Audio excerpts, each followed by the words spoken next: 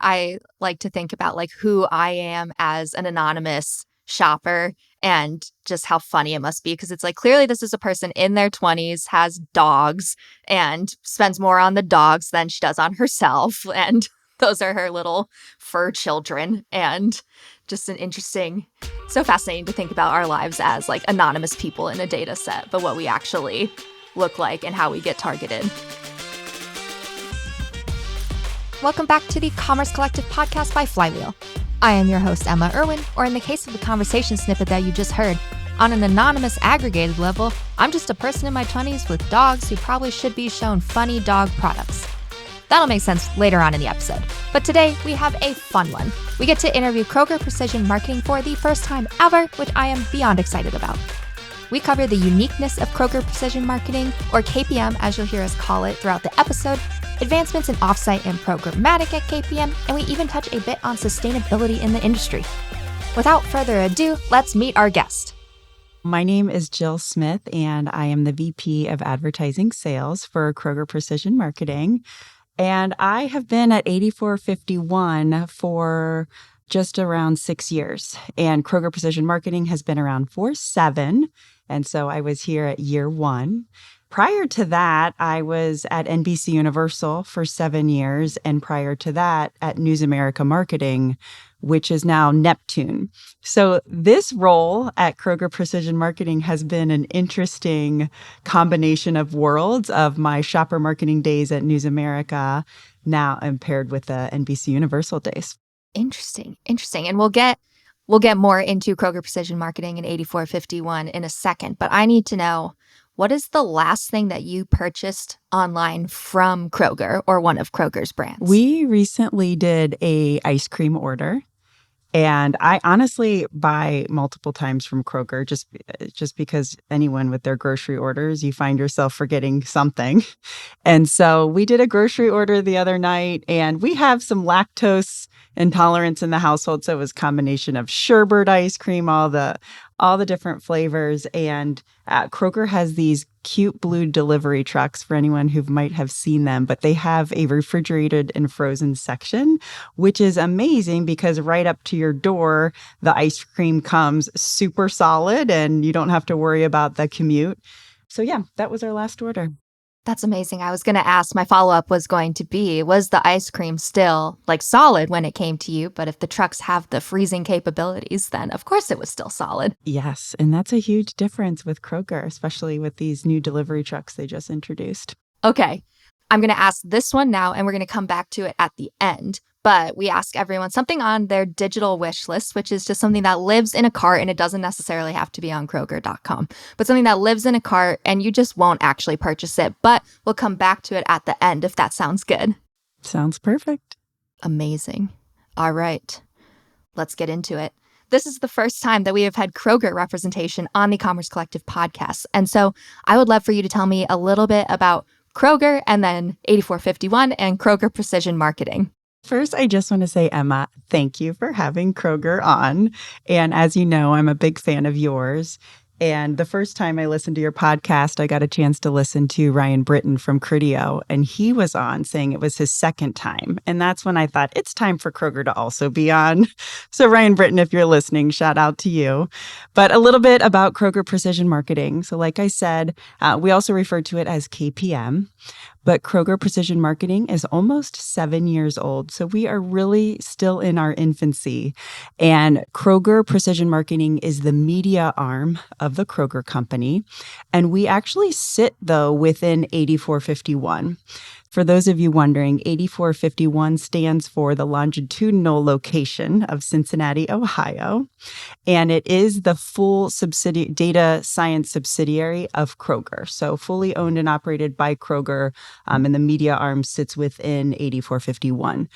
We are so fortunate to sit within this data science arm of Kroger because we sit among hundreds of data scientists that really help fuel our audience and our measurement capabilities. And it's something very unique that Kroger has, especially as it relates to our media business. That is interesting to me because I feel like the way you just described that Kroger Precision Marketing, like the media arm sits within this larger data science arm, is a like organizational structure that I don't think I've heard of before across grocery retail. Yeah, it really is unique. And even for me, being on the sales side, sitting among all these data scientists, I am learning so much every single day. But as this retail media industry advances and measurement becomes more and more sophisticated, more and more important, it is, in my opinion, our secret sauce. And we are incredibly lucky to have them. Yes. On secret sauciness, let's get into the uniqueness of Kroger Precision Marketing a little bit more. And, I think most Americans are familiar with Kroger and know that it is just a giant, expansive grocer across the US with multiple different brands and whatnot. But that means that you get to collect and house significant amounts of data. And so I'm wondering, what makes the way that Kroger Precision Marketing approaches data unique in this competitive grocery landscape? So to start, for those of you who've never shopped at a Kroger and maybe you are in New York City, Kroger is the largest U.S. grocer from a pure play grocery standpoint, operating almost 2,800 brick and mortar stores. And for those of you who may not know, Ralph's, Harris Teeter, like you mentioned, Mariano's, QFC, King Soopers, and even for the New Yorkers, Murray's Cheese is owned by Kroger. And so many people don't necessarily know that, but all of those are owned and operated by Kroger.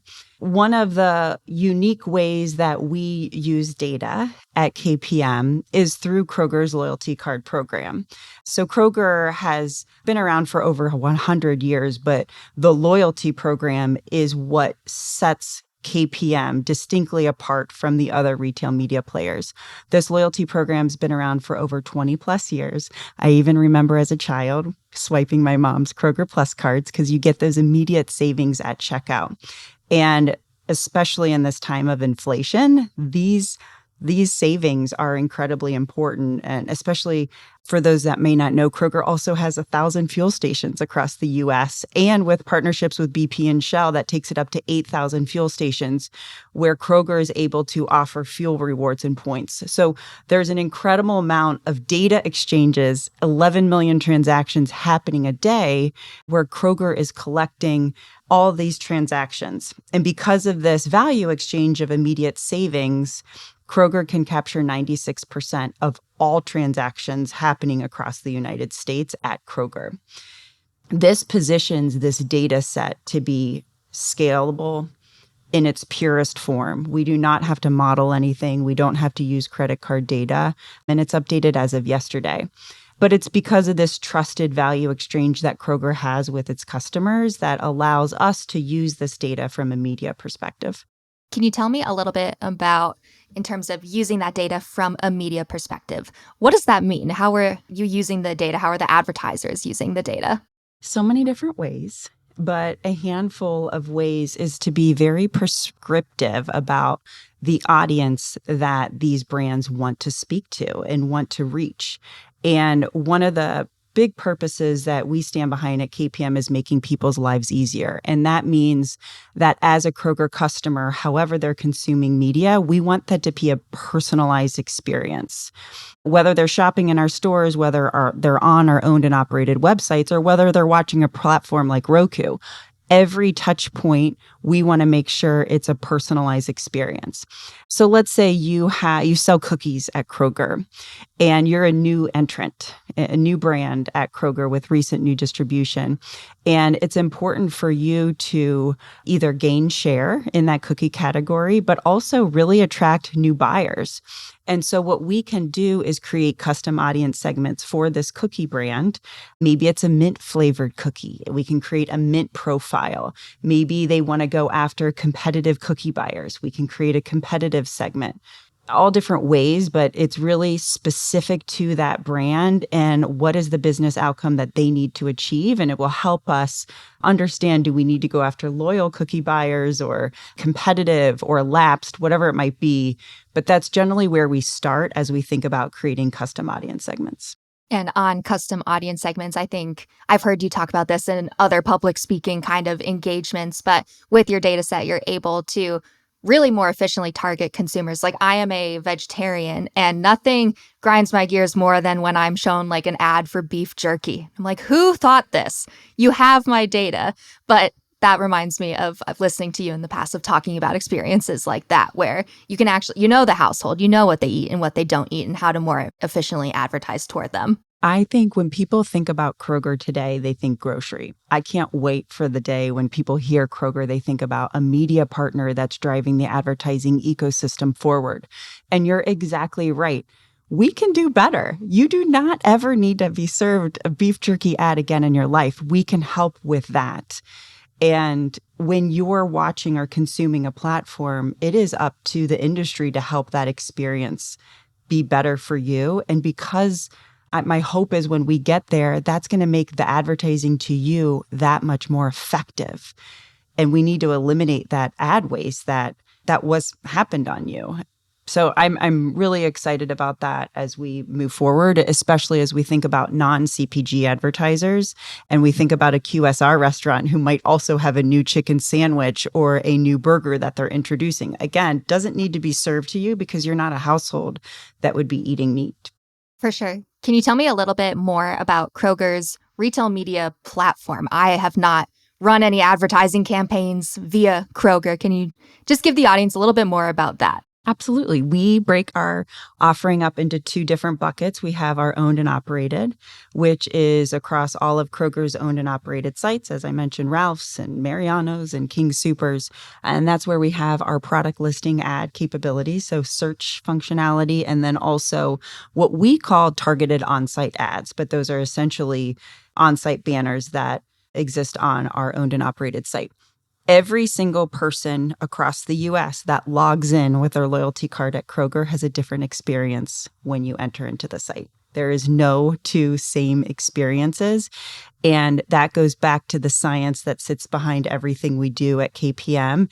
And every single experience is personalized. And that's something we're really passionate about because we want our customers to continue to come back. Then we have all of our offsite business. And that is about leveraging Kroger's first-party audience data set, overlaying it onto platforms to help them improve the effectiveness of their targeting. And then for those who were exposed on that offsite platform, we can then do the full closed loop measurement and say, did that impression serve to Emma, anonymized, de-anonymized way, result in a actual sale? Did that advertising drive sales? Did it drive incremental buyers? Did it reach and grow the new household penetration? There's a number of different metrics that we can do. So the offsite space is something we're continuing to grow. We had our Pinterest was our very, very first partner when KPM, shortly after KPM launched. And that was such an organic relationship. You think about the food inspiration. I think that's one of the number one reasons people come to Pinterest for recipes and inspiration. And pairing that with a platform like Kroger has been a really interesting relationships. And again, one of our first. From there, we've introduced a partnership with Roku, with Pandora, with Hulu, and many, many more as we continue to advance this advertising ecosystem and partner more on connected TV partners. And again, utilizing this first-party data set to just make every experience that our Kroger customers are consuming and more personalized. So Jill just sent us into the next topic of this episode, which is obviously all of the advancements in offsite and programmatic that Kroger has been making. Jill highlighted the why and how and some of Kroger's partnerships in this space, but I wanted to know if advertisers are just as excited about the advancements as KPM is. And of course, I asked for any kind of success stories that she could share. So in 2023, we're able to track all of thousands of our campaigns and see what an average return on ad spend is. So on average, we have an 11x return on ad spend when you are participating in one of KPM's programs. And I'm really proud of that because it means that these advanced audiences are working and we're able to prove that through measurement. And again, it really goes back to what is the outcome that you're trying to solve. But we just had a recent QSR campaign. Again, this is where we're now working with advertisers who don't have distribution at Kroger, but they can leverage this powerful data set. And this was the first time we've partnered with this QSR partner, and there were about 7 partners on the plan from an audience targeting perspective, and we were number 2. And again, this is them having to share the results. The KPI was cost per order. And we were really proud of being number 2 for the first time partnering with this QSR partner who has been targeting for years and now introducing this new Kroger Dataset. And so it was exciting for us to be in that spot, and we're eager to work with our data science team and get number 1. So that's from, I would consider what we call a non-endemic perspective. But from a connected TV perspective, and for those that do have distribution at Kroger, it is awesome to watch the impact that a connected TV campaign can have on sales. And I would say even more so, especially as a CPG introduces new innovation at a retailer. That innovation is critical to succeed. And when you're putting that power of advertising behind that innovation to support it, it is critical to reach that right audience. That audience who might have an affinity for this new flavor or for this new product. We want to make sure that those are the people who are getting served that ad, and you're not wasting it on people who may not ever buy it. For sure. And there's such like an opportunity with CTV too, especially when it comes to innovation. If you're walking the aisles of a store and you see kind of a new product from a brand that you're maybe familiar with, but you're like, oh, I don't know like what that looks like. I don't know what it's going to taste like. But CTV, you get that like elevated content experience to really showcase what a product is going to look like. And therefore, you might actually build that trust with a consumer to be willing to test out a new kind of product innovation from a brand. I love that. And honestly, this is where we want to work with our partners on the onset very early in the planning stages. Before that creative is actually even built for that CTV execution, we want to talk about who are the households at Kroger that you're actually trying to reach and that are important for you to win. And this is the early onset where we can work with the planning teams and the creative team to say, here's the audience. Now let's think about the creative that will resonate with that audience. And then let's measure how that creative performs against these audience segments. And it's not perfect every time, but the important thing is you have the data to learn from and to optimize from and to see which audience set is really moving the needle on sales. For sure. I would like to pull the trade desk into this conversation a little bit because I know Kroger Precision Marketing partnered or is partnered with the trade desk to power offsite advertising. And I'd love to know how that partnership specifically empowers both Kroger Precision Marketing and its advertisers. First, I just want to say a huge thank you to the trade desk. They have been absolutely phenomenal partners.